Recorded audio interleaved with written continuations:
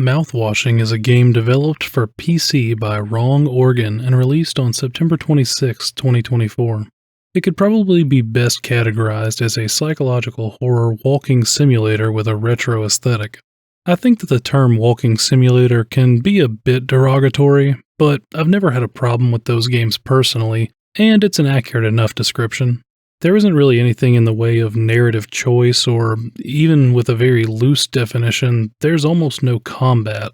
Again, I love games of almost all shapes and sizes, but it's good to know what's inside the box. You could compare it to something like The Shining or Lord of the Flies, but playable, and I do think that video games are a uniquely special medium for conveying those kind of stories, but that's a topic for another day. I went in expecting some kind of dystopian sci-fi future where the suffering is the result of corporate malice or negligence, kind of like Stasis, but I was surprised to find that this game's focus is much smaller and much more mundane. It's a game that's not afraid to ask the question, "What about mouthwash?" Sorry, I had to get that out of my system. Really, Mouthwashing is about the crew of a long-haul cargo spaceship as they buckle and break under stress. Some of that stress is from their situation, being trapped for months, slowly starving to death on vending machine dinners, but mostly it's their own personal failures that drag them down into the abyss. It's a slow descent into madness under the burden of responsibility that really makes this game stand out. Personally, this is my kind of horror. While I love a good action game with a coat of spooky paint like Dead Space or Resident Evil, it's the action and not the horror that makes those fun to me. Those games are fantastic, but they're a different flavor, if you know what I mean. On the other hand, I'm not a big fan of jump scares, and I hate hiding in lockers or under beds until the monster walks away like Amnesia or Outlast. No shade to those who do, it's just not a gameplay style that I personally find fun.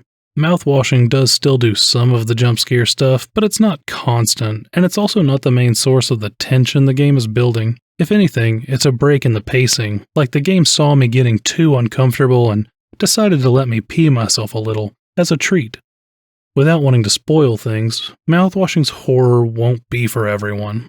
There are some themes that will make some people uncomfortable in unpleasant ways, and there are some that simply won't land for everybody.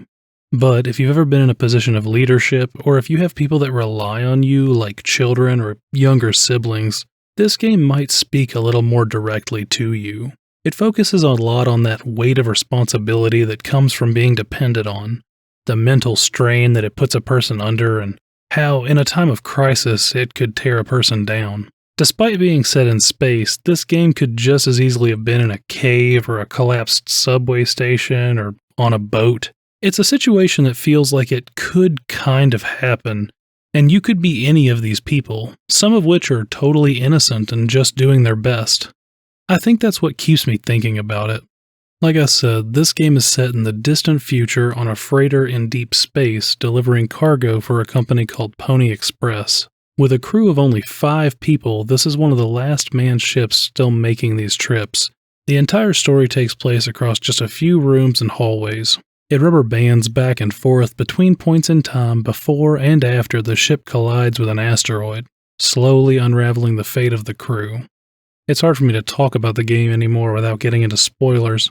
I could tell you what happens, but like describing a flavor, it won't even be close. If anything I've said seems like it could be your jam, I strongly recommend playing the game for yourself. It's $13 freedom dollars on Steam, and it takes about 3 hours to finish, but I think it'll stick with you for a long time. I might still do a full review for it in the future, but since the game just came out, I think I'll hold off and let more people experience it for themselves. If you do wind up giving it a chance though, let me know what you think. As always, thanks for watching. Later.